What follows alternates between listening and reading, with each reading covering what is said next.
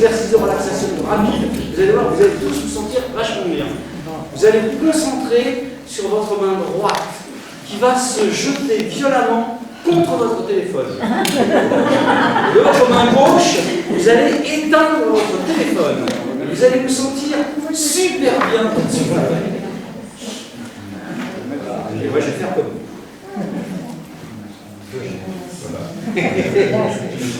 Oui, ici, non. Pardon? Dans la salle, il n'y a pas beaucoup d'ombre.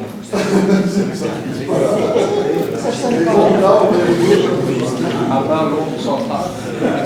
Bon, alors, je vous présente Gérard Confineau. Donc, c'est une rencontre hasardeuse, on va dire, hein, bien sûr. Ça vous risque terrible.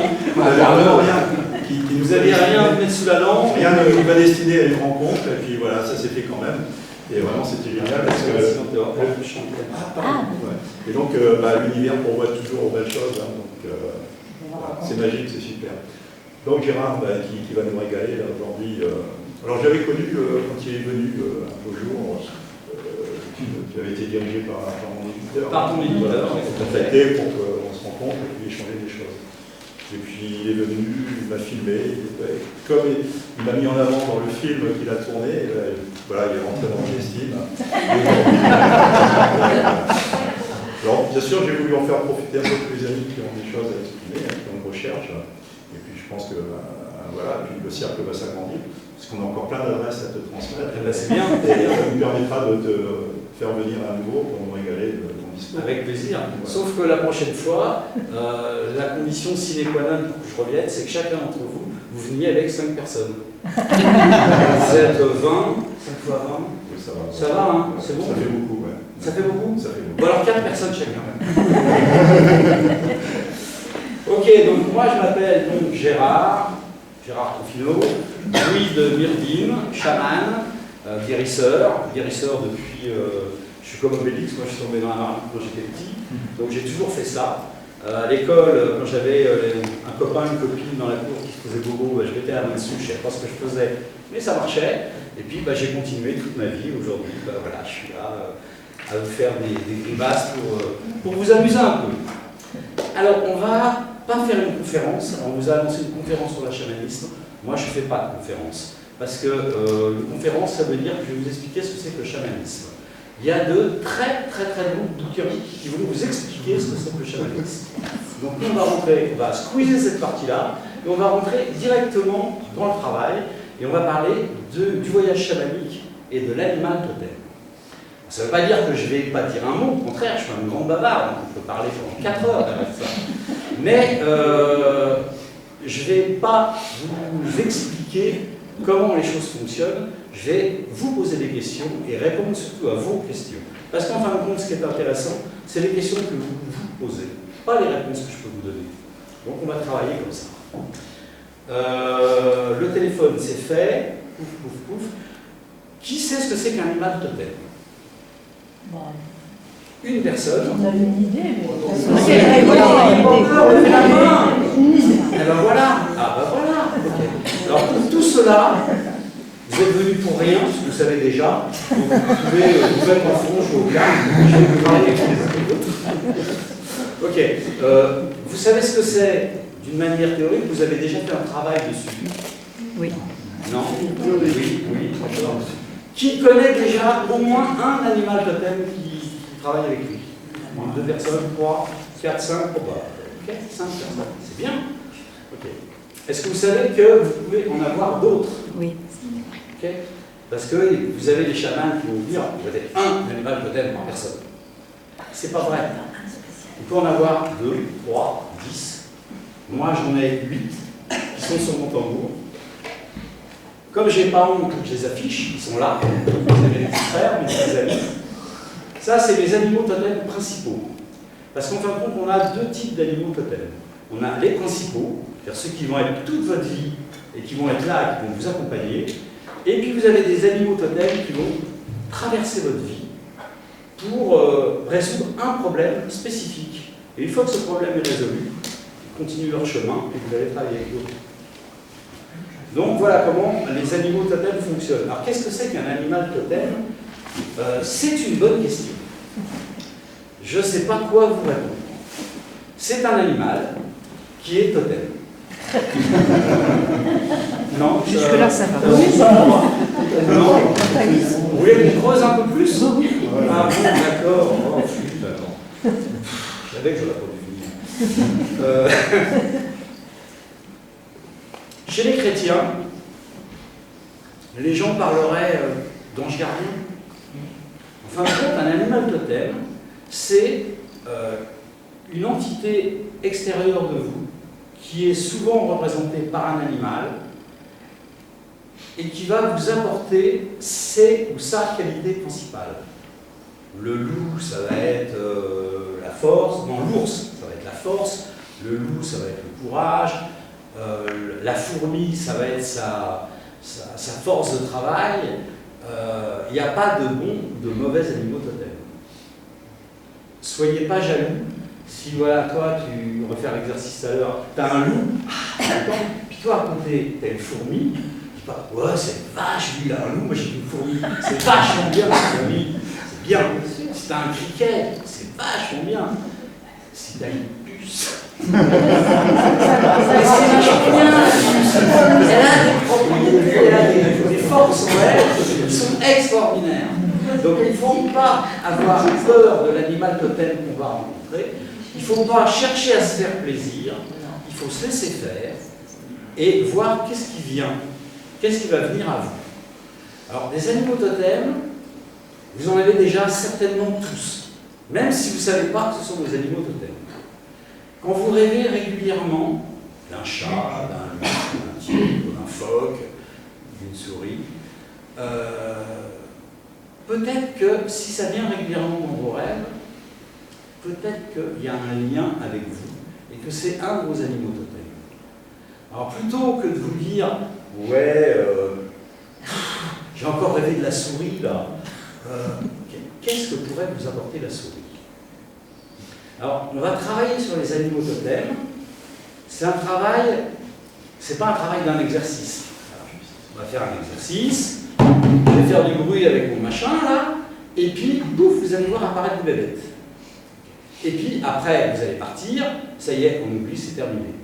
Ça ne marche pas comme ça.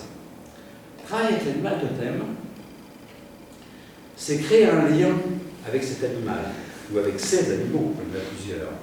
On va déjà commencer par un. Ça veut dire quoi? Ça veut dire, on est des gens modernes, on connaît tous YouTube, Google, Internet, on a accès à des librairies, on a accès à plein de moyens médiatiques.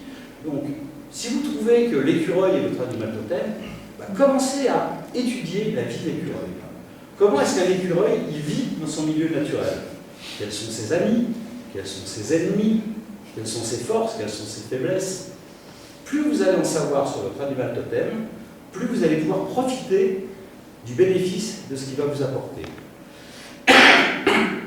Et ça vous évitera surtout de lui demander des choses qu'il ne peut pas faire. Si vous demandez à une fourmi de vous aider à soulever un camion de 15 tonnes, peut-être que ce n'est pas vraiment la fourmi qui peut vous aider sur ce coup-là. Le mammouth serait peut-être plus judicieux. Peut-être. Donc, connaître le fonctionnement de l'animal dans sa vie normale, en pleine nature, c'est déjà percevoir qu'est-ce que cet animal peut vous apporter. Le renard, c'est un animal qui est malin, donc peut-être que vous avez besoin de cette malice pour pouvoir franchir certaines portes dans votre vie. Le vautour ou l'aigle a une vue, il peut regarder le soleil dans les yeux, lui, pas nous, lui. Et bien peut-être que vous avez besoin de voir quelque chose qui vous illumine, mais que vous ne voyez pas, parce que ça va vous éblouir. Donc peut-être que l'aigle va vous apporter cette possibilité, cette force-là. Donc chaque animal a des qualités et des défauts, des forces et des faiblesses, et plus vous allez en savoir sur son fonctionnement, plus vous allez pouvoir utiliser ces forces-là et les utiliser pour votre bien, pour votre vie. Après, l'étape suivante, c'est créer un lien avec son animal totem. Parce que ça y est, vous avez défini que l'écureuil, c'est votre animal totem. Vous savez comment ça fonctionne, vous savez que c'est pas un animal qui creuse des galeries dans la terre, mais qui monte dans les arbres. Vous savez plein de choses sur l'écureuil. Okay. Vous savez maintenant ce que peut vous apporter l'écureuil. L'écureuil, c'est quelqu'un qui va peut-être vous aider à faire des économies. Merci la caisse d'épargne. Mais c'est ça. Il engrange et il cache pour l'hiver. Peut-être que vous avez besoin de ça. Donc vous allez déjà pouvoir voir ce que peut vous apporter l'écureuil. Mais après, il faut créer un lien avec votre écureuil. Vous allez le rencontrer pour de voyages chamaniques, au cours de tout un tas d'exercices. Vous allez le rencontrer et vous allez parler avec lui, vous allez échanger avec lui, vous allez apprendre à parler avec lui. Et il parle toutes les langues. C'est génial. Donc si vous êtes chinois, il va vous parler en chinois. Il n'y a pas de problème avec ça. Donc il n'y a pas de barrière de langue. Alors vous allez me dire, moi je ne parle pas écureuil couramment. D'accord, mais c'est pas grave, vous allez quand même vous comprendre. Demandez-lui, posez-lui des questions sur qui il est, sur quel est son nom. Et on est copains tous les deux, c'est quand même mieux si je ne t'appelle pas Jaco. Hein, c'est mieux. Hein. Donc si je connais ton prénom, c'est quand même plus sympa. Et bien avec l'animal totem, c'est pareil. Demandez-lui son nom, il a un nom. Alors peut-être que vous ne parlez pas écureuil couramment et que le nom va vous paraître bizarre.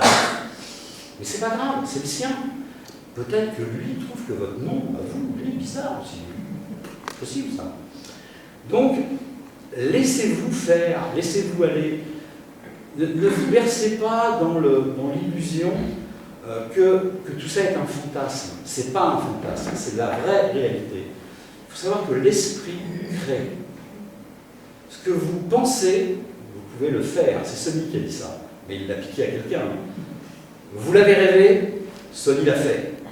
Là, c'est pareil. Vous le voulez, vous pouvez le faire. Pensez-y, ça va se faire.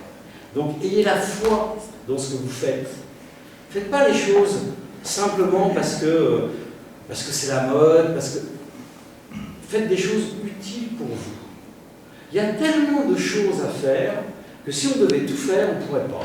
Donc, sélectionnez dans votre vie, faites les choses utiles pour vous. Et ce qui est, à mon avis, le plus utile pour vous, c'est d'être bien. Donc, utilisez l'animal totem pour être bien, pour réussir votre vie sentimentale, financière, sociale. Utilisez votre animal totem pour être bien. Et posez-lui des questions dans lesquelles il va pouvoir vous aider. Et j'en reviens à mon histoire du 15 tonnes, ne demandez pas à la fourmi de vous aider à soulever 15 tonnes. Il ne va pas pouvoir, c'est pas possible. Alors maintenant, je vais vous expliquer un petit peu comment ça va fonctionner dans l'exercice. C'est un exercice, tout le monde a déjà fait de la méditation guidée.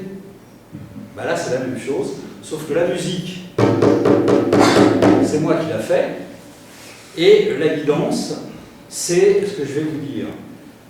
Ce que je vais vous dire n'est pas parole d'évangile. C'est-à-dire que ce n'est pas une règle absolue. Je vais vous parler de l'entrée d'une grotte. Si vous voyez apparaître un trou dans une racine d'arbre, ça marche aussi. C'est pas parce que moi je vais vous parler d'une grotte qu'il faut absolument chercher la grotte. L'animal totem, pour le rencontrer, dans tout ce qui est travaux chamaniques, on descend toujours dans le centre de la Terre. Parce que c'est en dessous qu'on va pouvoir communiquer facilement. Et donc on va descendre. Donc ça c'est une règle par contre. On va descendre. Mais que la porte d'entrée soit une grotte, un trou dans un arbre, un buisson, pas ardent, parce que ça va vous brûler, un buisson, un lac, qui peut être une porte aussi, une porte, vous sautez dans le lac, vous tombez dans un trou, et puis vous descendez.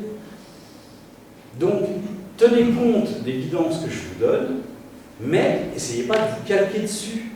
Si moi je vous parle d'un rocher et que vous voyez, je ne sais pas, autre chose, et ben c'est le autre chose qui est dans votre histoire. Ce que je vous dis n'est qu'une guidance, donc je vous emmène sur un chemin. Mais l'histoire, c'est vous le conteur, c'est vous qui la fabriquez. Donc je vais vous expliquer, grosso modo, le schéma général de la promenade qu'on va faire, qui est véritablement l'outil que moi je vais utiliser dans ma guidance. Mais comme vous connaissez maintenant, parce que je vais vous expliquer, comme vous connaîtrez plutôt le cheminement, après c'est vous qui allez l'adapter selon votre ressenti, selon les choses qui vous parlent. Donc comment ça marche? Au départ, il y a le départ. Donc le départ, c'est le lieu où vous êtes. Le lieu où vous êtes, c'est votre espace. La préparation se fait dans un espace dans lequel vous vous sentez bien. Ça peut être une clairière, ça peut être votre chambre, votre bureau, votre salle de méditation, un gros arbre avec lequel vous avez beaucoup d'affinité, un endroit où vous vous sentez en sécurité, confortable. Vous allez le visualiser, et c'est toujours de là que vous allez partir. Ce qui est important dans le travail chamanique, dans le voyage chamanique, c'est de garder des guides constants. Donc, toujours le même endroit pour partir. C'est pas dur, vous fermez les yeux, vous vous projetez dans l'endroit où vous êtes bien. Donc ça, c'est le lieu dans lequel vous êtes. Ensuite, il y a l'espace autour de vous. Faites-vous brûler une bougie. Allumez une bougie, faites brûler un bâton d'encens, un peu de sauge. Mettez-vous un petit air de musique, sans parole. Parce que sinon, c'est un peu râpé. Une petite musique de relaxation avec laquelle vous vous sentez calme et détendu. Et laissez-vous voyager. Et faites votre voyage, construisez votre voyage à chaque fois dans les mêmes conditions. Le lieu, l'encadrement. Il n'y a pas de règle sur la position. Si vous êtes bien allongé, allongez-vous. Si vous êtes bien assis, asseyez-vous. Si vous êtes un yogiste extraordinaire, mettez-vous en lotus si vous vous sentez bien dans la position du lotus. Si vous êtes comme moi, vous avez un petit peu les articulations qui chantent Alléluia quand on est un peu pas gentil avec eux, et bien asseyez-vous sur une chaise. La position de méditation qu'on appelle du pharaon. La position du pharaon, voilà, c'est décroiser les jambes, voilà. Donc, voilà. Et là on est tranquille. Confortable, pour nous autres Européens, confortable, pas fatigante, mais trouvez votre position dans laquelle vous vous sentez bien. Si vous êtes capable de rester pendant 5 heures en position du lotus avec les pieds derrière les oreilles, aucun problème. Faites-le comme vous le sentez. Donc, coin calme, allongé, assis, peu importe. Ensuite, il y a le chemin, la promenade qu'on fait. Donc moi, dans mon exemple, on va traverser une forêt. Donc, je vais vous dire, voilà, vous marchez dans la forêt, vous sortez des sentiers battus, mais vous, si ce n'est pas une forêt et que c'est la plage et que vous marchez le long de la plage, ça marche, c'est bon. Hein, c'est vraiment votre histoire. Moi, je suis là que pour vous guider sur le chemin, mais la construction est importante, pas le contenu. Donc vous, si c'est une plaine avec de l'herbe qui vous arrive aux genoux, eh ben c'est génial. Mais moi, je vais vous parler d'une forêt. Donc on va se promener en forêt. Soyez attentifs aux détails. Des détails qui ne sont pas forcément ceux que je vais vous donner. Moi, je vais vous dire, voilà, vous poussez une branche pour passer, vous, ça peut être, vous vous arrêtez pour sentir une fleur. Ça marche, c'est bon. Mais des détails. Vous passez près d'un arbre, vous arrêtez, et vous touchez l'écorce qui est un peu rugueuse. Ben, vous, si c'est un hibou, elle est lisse l'écorce, c'est pas grave. Donc, vous attachez pas vraiment à ce que je dis, mais respectez le canevas. Parce que c'est ça qui est important, c'est le canevas. Et le but donc, de cette promenade, c'est de chercher un tunnel. Donc un endroit qui va vous emmener dans les monts d'en bas. Donc je vais vous dire, parce que moi c'est mon histoire, c'est mon chemin, qu'on va arriver à un moment à un arbre immense, énorme, on ne peut pas tenir dans les bras tellement l'arbre il est gros, et vous allez faire le tour et vous allez trouver à un moment un trou dans une racine. Et ça va être l'entrée de mon tunnel. Mais vous, si c'est une grotte dans une montagne, ça marche aussi. C'est pas parce que je vous parle d'un arbre que vous ne pouvez pas voir une montagne. Donc vous ne focalisez pas tellement sur ce que je dis, gardez ce schéma qui est quand même simple comme schéma à l'esprit, et et faites votre histoire, vivez votre histoire. Prenez simplement ce que je vais vous dire comme des points d'appui pour retrouver à l'endroit où on en est. Et c'est tout. Donc, on a trouvé le tunnel. On va descendre, parce que forcément, si c'est un tunnel qui va au centre de la Terre, on va descendre. Si jamais ça monte, c'est que vous êtes bourré quelque part. Donc, on va descendre et on va arriver à une grotte. Moi, dans mon histoire, c'est une grotte immense avec plein d'animaux. Et au fond de la grotte, il y a un lac. Un lac souterrain, dans la grotte. Sur le bord du lac, il y a une barque. Donc on va monter dans la barque, on va détacher la ficelle, on va se laisser dériver sur le courant. Le courant va nous entraîner vers le fond de la grotte. Et on va arriver à un tunnel qui descend, donc un peu comme un rapide, mais c'est pas dangereux, ne vous inquiétez pas. On va descendre, vous n'allez pas vous noyer, et on va arriver très rapidement à une deuxième grotte, encore plus grande que la première, où il y a encore plus d'animaux, et des animaux de toutes sortes. Même des animaux que vous n'avez jamais vus nulle part. Des animaux complètement mythiques. Ça marche aussi. Hein. Et moi, je ne sais pas si vous avez repéré, mais dans mes animaux totems, mes deux animaux totems principaux, on en voit toujours, hein. Il y en a partout. Il y a un phénix et une licorne. Alors, je n'ai pas encore réussi à trouver d'élevage de licorne, mais je suis sûr qu'il y en a en liberté. Il n'y a pas de problème. Tous les autres sont des vrais animaux. Oui, des vrais animaux. La licorne aussi, elle est vraie. Hein. Le phénix aussi. Mais ça peut être un griffon, ça peut être un dragon, ça peut être tous les animaux mystiques.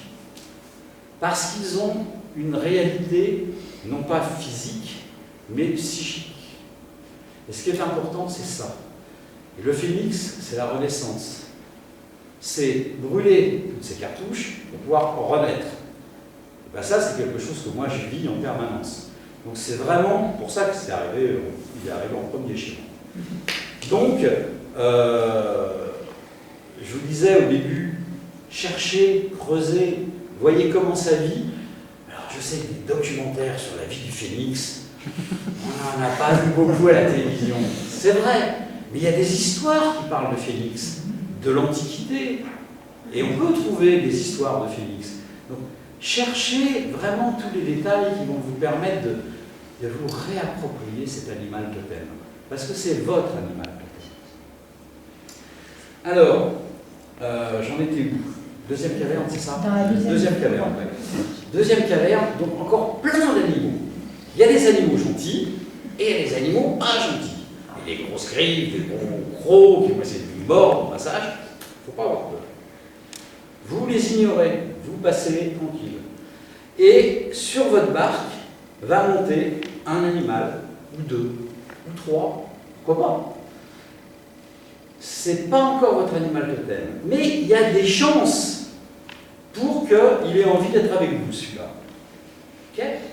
Le voyage se continue, la barque s'en va, elle repart vers le fond, il y a encore une autre grotte qui descend, et ça descend encore plus rapidement, pour arriver dans une troisième grotte, dans laquelle il fait jour. C'est comme s'il y avait un soleil à l'intérieur. Et dans cette grotte, il y a encore plein d'animaux.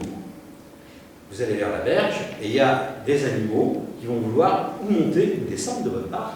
Parce qu'après tout, peut-être qu'ils voulaient simplement descendre à l'étage en dessous, ils trouvent ça moins pénible que de se taper ça à la nage. Puis tiens, une barque, bonne idée, alors. Et donc vous avez l'animal A qui est monté, il arrive en bas et pouf, il descend. Puis là, il y en a un autre qui monte. Alors, de deux choses l'une, où il monte pour aller juste à la grotte du dessus quand vous allez revenir, ou alors c'est parce qu'il peut vous accompagner dans le voyage. Donc peut-être que là, c'est votre animal totem. Vous pouvez en avoir un, vous pouvez en avoir deux, vous pouvez en avoir trois, vous pouvez en avoir quatre, vous pouvez en avoir cinq. Mettez-en pas trop, parce que sinon la barque va s'écrouler, vous allez tous vous noyer, ce qui ne serait pas forcément très agréable. Et ensuite, on va faire le chemin en sens inverse.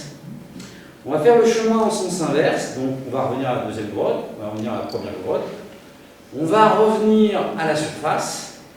Là, il peut se passer aussi dans ce passage-là des phénomènes un peu mystérieux. Par exemple, moi, dans mon histoire, le trou dans la racine, vous avez vu quand même, la bête, l'athlète, hein, mettons-nous, faut vraiment que le trou soit très très gros. Ben non, il est comme ça. Mais au moment où je vais moins m'approcher du trou, ma taille va s'adapter au trou. Donc, si ça s'est passé pour vous aussi, au moment où vous allez sortir, ben, vous allez reprendre votre taille normale. Aussi, ça marche dans les deux sens, heureusement. Si on est resté lilliputien, ça serait pas drôle. Et donc, vous allez donc sortir ou seul ou avec des animaux. Si vous êtes venu avec des animaux qui vous ont suivi jusqu'à la sortie, il y a vraiment des grandes chances pour que ce soit un de vos animaux totem. C'est à peu près sûr dans 95% des cas. La confirmation derrière, c'est dans les jours suivants, vous allez le revoir. Et plus vous allez le revoir, plus vous allez avoir de certitude que c'est votre animal totem. Ce qui ne vous empêche pas déjà d'emblée de commencer à creuser, savoir comment il vit, qui c'est cet animal, quelles sont ses qualités, quels sont ses défauts, quels sont ses amis, quels sont ses ennemis. Ensuite, on revient par le même chemin qu'on a utilisé pour venir, on repart vers notre lieu de départ, qui est le lieu dans lequel on est bien. Et c'est dans ce lieu-là qu'on se réveille, qu'on sort du voyage. Et là, vous avez fait un voyage complet. Donc, rien de compliqué.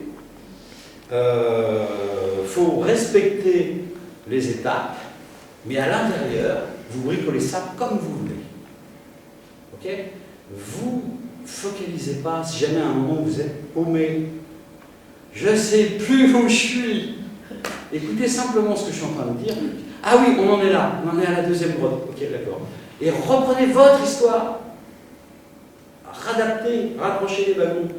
Mais essayez pas de vous focaliser, de dire, ah, je ne sais plus où j'en étais, alors qu'est-ce qu'il a dit qu'il fallait que je fasse là? Ça ne marche pas comme ça. Là, vous allez être dans le mental. Il ne faut pas être dans le mental. Laissez-vous aller, laissez-vous faire. Le tambour va beaucoup vous aider. Laissez-vous faire.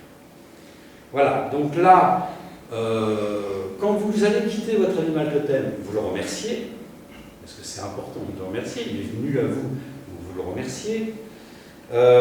N'hésitez pas à écrire, bon là aujourd'hui pas forcément, mais quand vous allez faire le travail tout seul chez vous, écrivez, ayez à côté de vous un petit bloc, et tout de suite quand vous êtes revenu, écrivez ce que vous vous souvenez.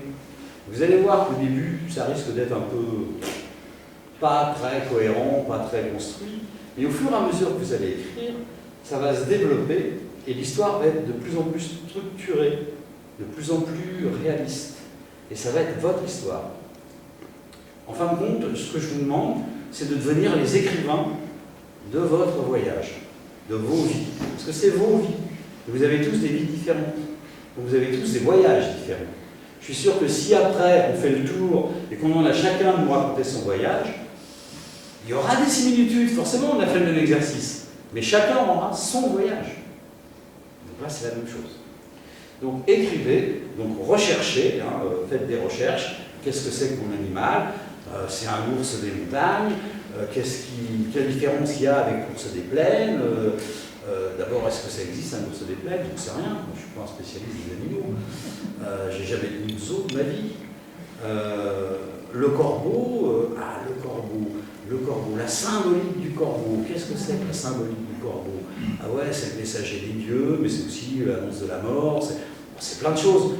Creusez, essayez de comprendre. Adaptez-vous à votre animal, il va s'adapter à vous. Et surtout, et j'en reviens, parce que ça c'est vraiment important, demandez-lui son nom. Pas forcément dès la première fois, hein, mais quoique, tout, moi si je rencontre une fille pour la première fois, c'est un des premiers trucs que je lui demande, tiens, comment tu t'appelles? Après, chacun fait ce qu'il veut. Hein. Donc demandez-lui son nom. Parce que le fait de connaître le nom de quelqu'un, ça crée un lien. C'est un peu comme en magie. En magie, on nous apprend quelque chose de fondamental. C'est que quand on nomme une énergie, qu'elle soit bonne ou mauvaise, on la domine. La seule manière de la commander, c'est de pouvoir l'invoquer. Pour l'invoquer, il faut la connaître, il faut connaître son nom. Si vous appelez Belzébuth, le diable, si vous ne l'appelez pas Belzébuth, si vous dites simplement le machin là avec les cornes, vous n'avez aucun pouvoir sur lui. Par contre, si vous le nommez, bon, toi, Belzébuth, assis, ne fais pas chier. C'est vous qui êtes le patron. Ben là, c'est pareil. Le but, c'est pas de dominer l'animal, c'est simplement de pouvoir rentrer en concordance avec lui. Et quand on connaît quelqu'un par son nom, ben c'est plus facile de rentrer en concordance avec lui. Voilà. C'est un peu comme la drague. Alors, bon, on est tous d'une génération supérieure aux 20 ans d'aujourd'hui. Donc, nous, on sait encore ce que c'est que le mot draguer. Oui, ça pue maintenant, il faut ça. Mais nous, on sait encore ce que c'est. La drague, c'est ça, c'est cet échange pas amoureux, parce que c'est pas encore amoureux, mais voilà, on essaye de séduire l'autre. Et ben voilà, qu'est-ce que tu aimes comme film, qu'est-ce que tu aimes comme musique, voilà. On fait connaissance avec la personne. Parce que si on fait connaissance avec elle, on va pas retrouver des affinités. Et si on trouve des affinités, eh ben, on peut aller plus loin, et plus, etc., etc. Je ne vais pas jusqu'au bout, vous êtes tous des grands, vous comprenez ce que je veux dire. Et ben là, c'est pareil. C'est de la drague. On drague son animal totem pour avoir un lien, pour échanger des choses avec lui. Voilà, le blabla, il est très simple, il est très court. Par contre, maintenant, je peux répondre à des questions. Si vous avez des questions précises, allez-y, c'est le moment. Tadadadam, tadam. Allez, qui se lance? Et si on a peur des profondeurs? Si tu as peur des profondeurs, J'arrive pas à... si tu as peur des profondeurs, oui, on est tous là pour te soutenir. Oui, mais on est seul quand on cherche son... Oui, d'accord, Si mais on a peur de s'enfoncer. mais c'est pas toi qui t'enfonce, c'est ton esprit. Toi, tu es dans ta pièce, là, tu es dans ton lieu où tu es protégé. Pourquoi est-ce qu'on parle d'un lieu protégé? On parle d'un lieu protégé parce que c'est là qu'on est bien et qu'on est protégé. Il ne peut rien nous arriver. Et c'est notre esprit qui s'en va à la recherche de l'animal totem. Si jamais je te vois pendant l'exercice te lever et t'en aller pour aller chercher dans les herbes derrière, je vais me dire j'ai raté quelque chose. Là. Je pense. Donc, tu n'as aucun risque. Il faut être conscient du fait qu'on ne court aucun risque. Moi, je le fais souvent en exercice de relaxation ou d'auto-hypnose. Je dis aux gens,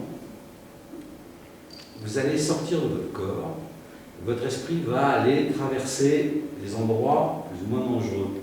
Mais vous risquez rien. Vous êtes à l'abri, sous votre arbre, protégé, couconné par la nature qui est là autour de vous et vos esprits bienfaisants. Donc si vous rencontrez des animaux vilains, méchants, qui essayent de vous broyer, de vous griffer, de vous mordre, eh ben, ils vont traverser un ectoplasme, mais ça ne va rien vous faire. Il ne faut pas en avoir peur. Il ne peut rien vous arriver. C'est du mental. Ça, c'est que du mental. Mais le mental, ça se combat. Enfin, ça se combat même pas, parce qu'il ne faut pas combattre. Il faut le laisser de côté. Il ne faut pas s'inquiéter. Ah, c'est gentil, merci. Il ne faut pas vous embêter avec votre mental. Laissez-le de côté. Faites votre travail de votre côté, laissez votre mental faire son travail du sien de côté. À chacun son boulot, on a son boulot comme ça. Je vous prie. D'autres questions? Ouais. Quel est le type d'aide que peut apporter un animal totem? J'ai absolument rien entendu. Quel est le type d'aide que peut apporter un animal? Pourquoi le monde animal? Parce qu'on a des plantes avec, par exemple, les fleurs de bac pour l'émotionnel. Pourquoi justement aller chercher au niveau d'animal? Et quel est le type d'aide qui peut se développer avec l'animal? Alors, je reprends l'exemple du renard tout à l'heure. Le renard, c'est un animal qui est extrêmement malin. Ça veut peut-être dire, s'il vient dans ta vie et que c'est ton animal totem, ça veut peut-être dire que toi, tu es peut-être un peu trop pur, un peu trop franche du collier, et que tu as peut-être besoin de mettre dans ta vie un peu de contour.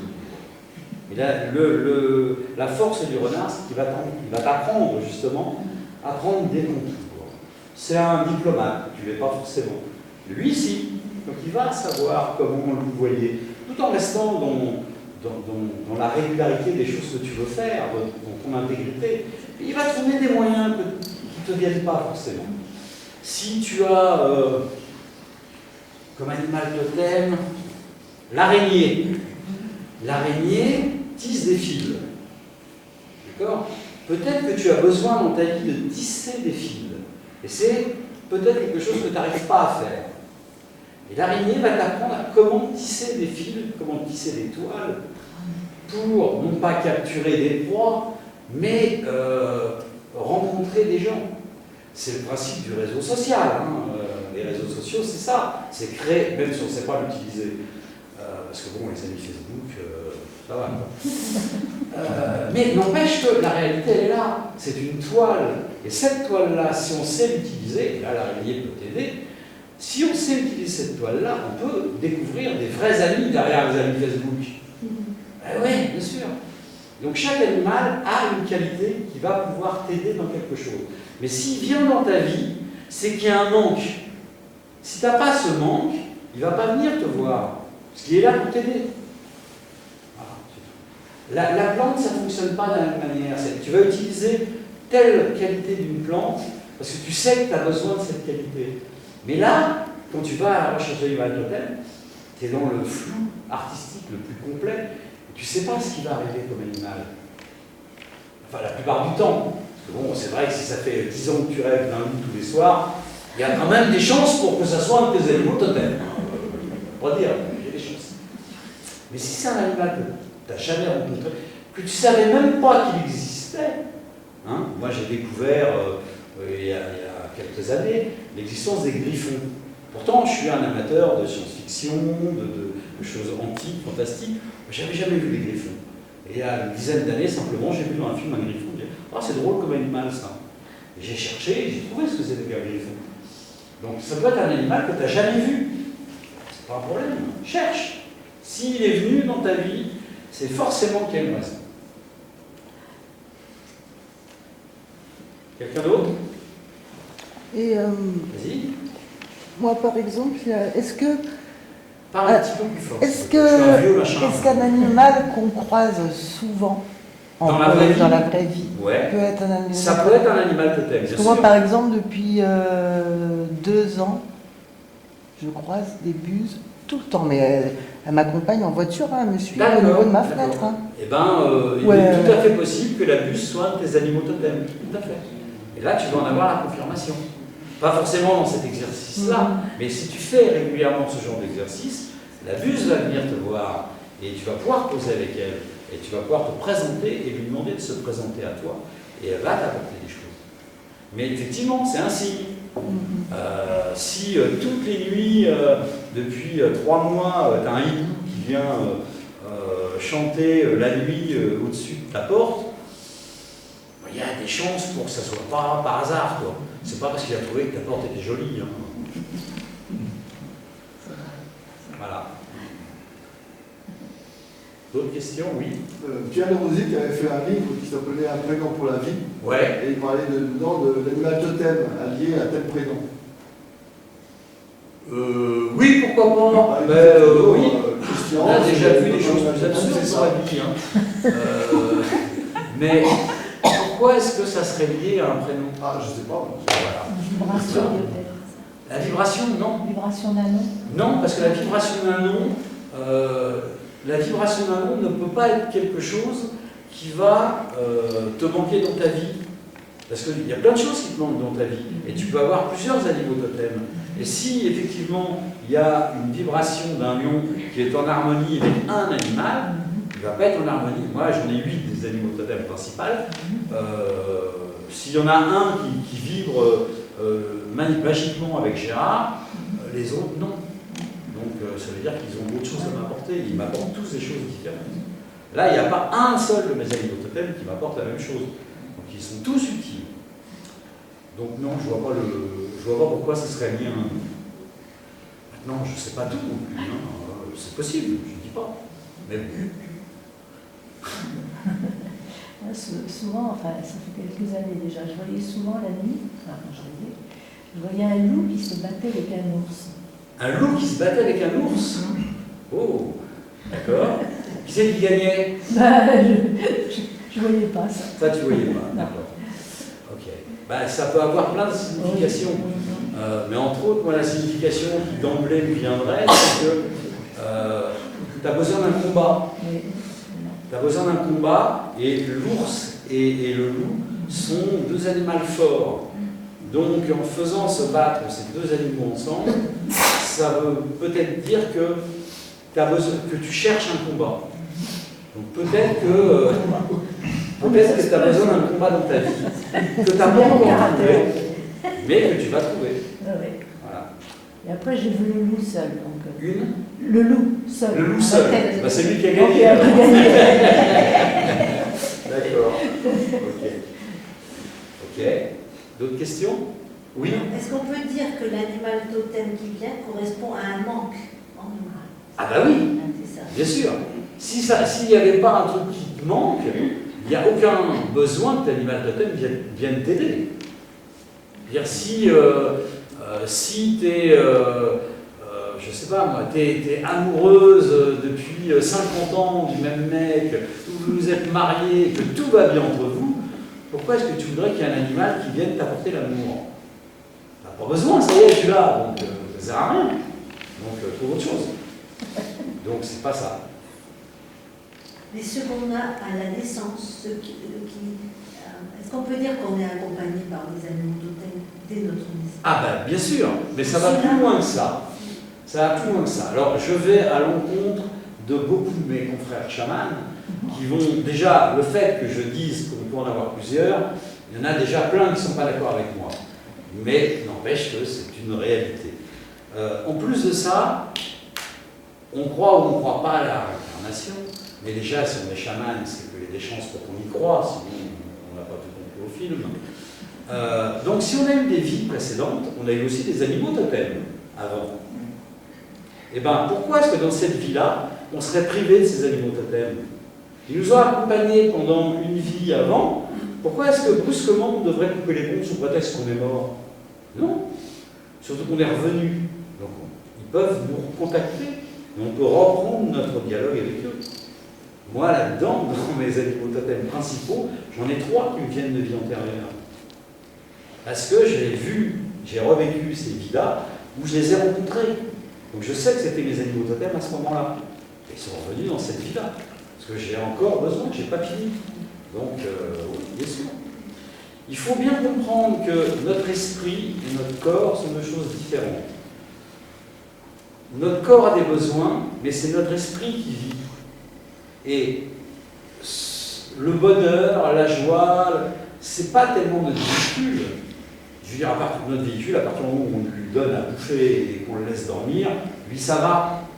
Mais ce qui fait qu'on bouge, qu'on a des amis, qu'on parle, qu'on danse, qu'on sort, qu'on fait du tambour, qu'on fait plein de choses, c'est parce qu'on a un esprit à l'intérieur. Tu prends une bagnole, c'est un véhicule. S'il n'y a pas un chauffeur à l'intérieur, elle va rester sur le parking pendant très longtemps. Ben voilà, on est tous les chauffeurs de notre véhicule. Donc, voilà. D'autres questions?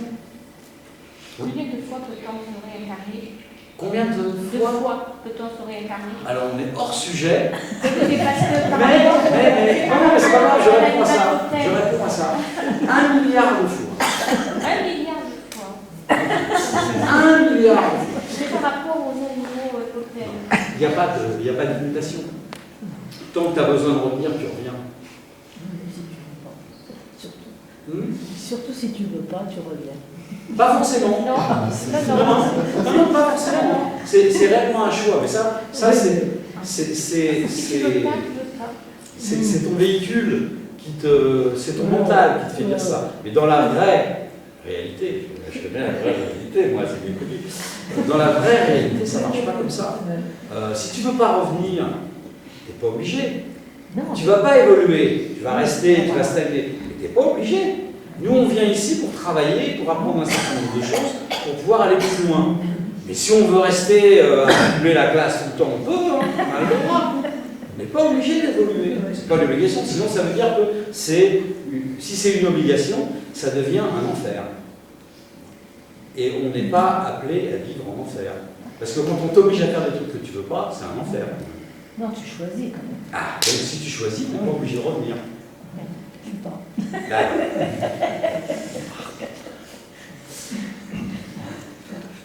Quelqu'un d'autre? Ouais, vas-y. Oui, moi j'ai rêvé 2 fois dans ma vie, dans les moments les pires de ma vie. Ouais. C'est un tigre qui s'est présenté, qui m'aidait et qui était très gentil avec moi. D'accord. C'est tout. Et après, quand ça a lieu, je suis pas revenue, mais 2 fois c'était. Bah, s'il est venu dans ta vie 2 fois, il est tout à fait possible que ça soit des animaux totems. Mais ça, tu vas t'en apercevoir en faisant un certain nombre d'exercices. Il va revenir, si c'en est vraiment un, il va revenir. Ça, il n'y a pas de problème. Ok, d'autres questions? Quelle est la symbolique? Quelle est la symbolique du tigre? Il y en a beaucoup. Il y en a beaucoup. Maintenant, si j'étais un Indien des Indes, je t'en trouverais certainement beaucoup plus. Mais étant un pauvre Gaulois, moi, des tigres dans ma vie, j'en ai pas rencontré vraiment beaucoup, à part au cinéma. Quand j'étais petit dans des zoos, mais pas beaucoup parce que les zoos et moi, c'était pas top. Dans le milieu des affaires, j'ai rencontré quelques tigres.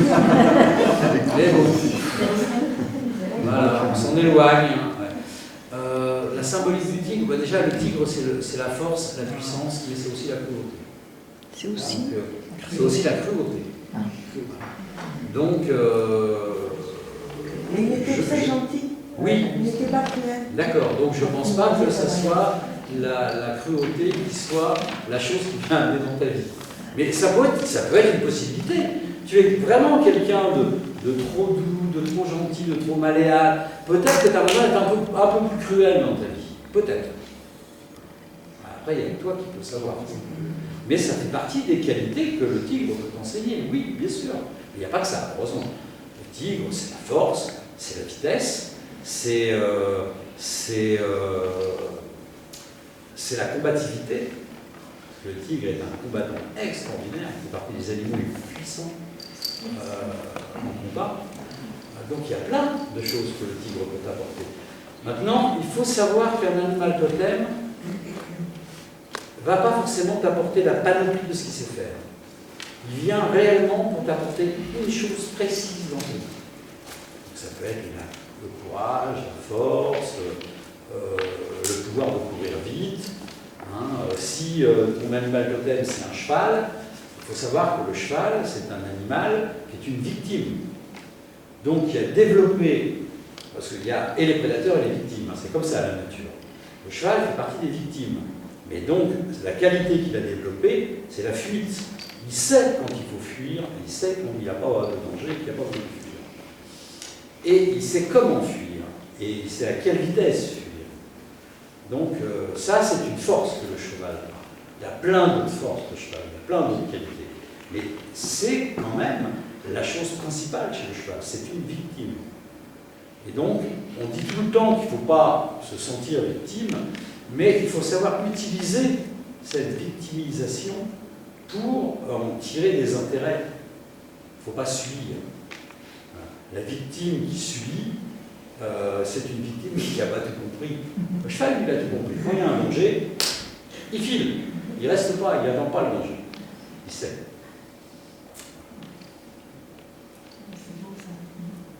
Il n'y a pas très longtemps, là, j'ai été arrêtée sur la route par une chouette blanche, mais qui s'est posée vraiment au milieu de la route. Donc, il a fallu que je m'arrête en attendant. D'accord.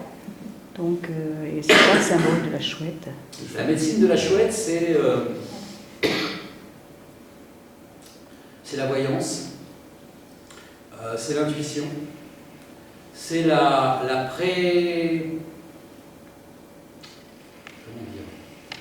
préscience de ce qui va arriver. Donc la chouette, c'est un messager qui vient t'apporter ou qui vient t'avertir de quelque chose qui va se passer. Et souvent, la médecine de la chouette est utilisée en voyance pour voir ce qui va se passer, pour apporter dans ta vie des réponses avant que les choses se passent. C'est une médecine très forte, très puissante, mais assez déstabilisante. Parce que quand on sait ce qui va se passer, parfois on ne prend pas les bonnes décisions. Parce qu'on a des choses à vivre, et si on sait que ça va se finir comme ça, on ne va peut-être pas le faire, alors qu'on a ça à vivre. Donc, voilà, c'est tendancieux. C'est pour ça qu'il faut faire attention avec la médiumnité et la voyance. Parce que c'est vrai que ça peut vous aider à un certain nombre de décisions dans votre vie, mais ça peut peut-être aussi vous faire de mauvais choix. Parce que si vous rencontrez dans votre vie certaines choses, certaines difficultés, c'est aussi que vous avez besoin de vivre. Vous n'êtes pas obligé de tout accepter et de ne pas vous défendre, mais vous avez peut-être besoin de passer par là. Donc, mais alors ça c'est bien la chouette, surtout blanche. C'est puissant la chouette. Blanche. Mais elle m'a arrêté, je veux dire, la voiture, il a fallu que je reste un moment à l'arrêt quand même. C'est ça qui m'a dit. Qu'est-ce que ça veut dire? Peut-être qu'elle avait un message à te délivrer que tu n'as pas encore compris, et peut-être qu'elle va venir dans tes animaux totems pour pouvoir justement te délivrer ce message. Maintenant, peut-être que ce n'est pas non plus un animal totem permanent, c'est peut-être un animal totem ponctuel. Les animaux totems, la différence vraiment entre l'animal totem permanent, c'est qu'il est là tout le temps, tout autour de votre vie, tout au cours de votre vie. Et même après, puisque vous allez pouvoir avoir des animaux totems qui vont venir des autres vies, alors que l'animal totem ponctuel, il vient juste pour un truc précis. Une fois que tu as résolu ce truc très précis, tu ne vois plus, c'est fini. Il a disparu. Voilà. D'autres questions, d'une manière générale, d'autres questions plus précises sur le chemin qu'on va utiliser, qu'on va emprunter maintenant. Une fois, deux fois, trois fois, adjugé. Ok.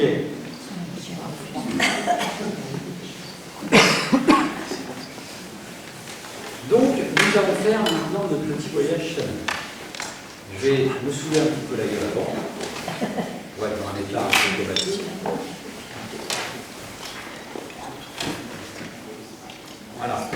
Avant qu'on passe au voyage, on va faire une petite pause. Je ferai une coupure au montage, on va faire une petite pause. Si vous avez envie de boire un coup, envie d'aller au pipi room, envie d'aller fumer une cigarette, allumer un feu de camp, faire cuire un sanglier, allez-y, c'est le moment du jamais. Après, on va démarrer l'exercice. Et pendant l'exercice, on ne bouge pas de sa chaise. C'est pas grave.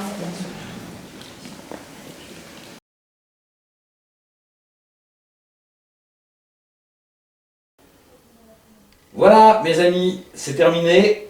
Planète Gaïa vous remercie de votre attention. Si cette vidéo vous a plu, n'hésitez pas à faire un j'aime, le pouce en haut, pour nous faire part de votre contentement.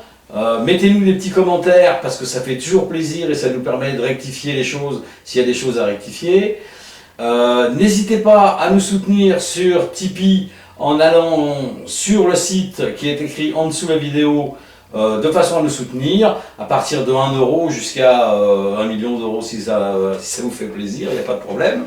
Il faut savoir que plus vous serez nombreux à nous financer, à mettre de l'argent sur Tipeee, plus le budget sera important, plus on pourra prévoir un certain nombre de vidéos.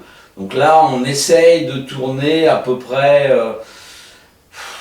une vidéo tous les 10 jours. Mais le but pour nous, c'est d'en faire au moins une par semaine. Mais pour ça, on a besoin de vous et on a besoin de moyens. Donc, n'hésitez pas, on vous attend. Et je vous dis à la prochaine pour de prochaines aventures.